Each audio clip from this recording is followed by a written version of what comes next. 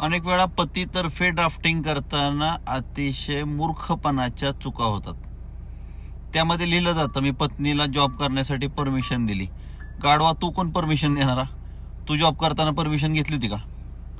त्यामुळे आम्ही परमिशन दिली, आम्ही साडी घालायला, ड्रेस घालायला परमिशन दिली.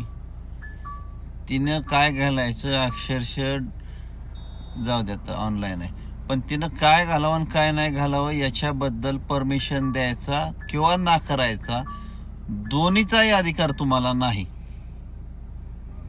आणि परमिशन दिली हे म्हणणं सुद्धा तुमचं डोमेस्टिक व्हायलन्समध्ये जाऊ शकेल. त्यामुळे ड्राफ्टिंग करताना बुद्धी जरा शाबूत ठेवायची. 1950चं ड्राफ्टिंग नाही करायचं 2025-26 मध्ये.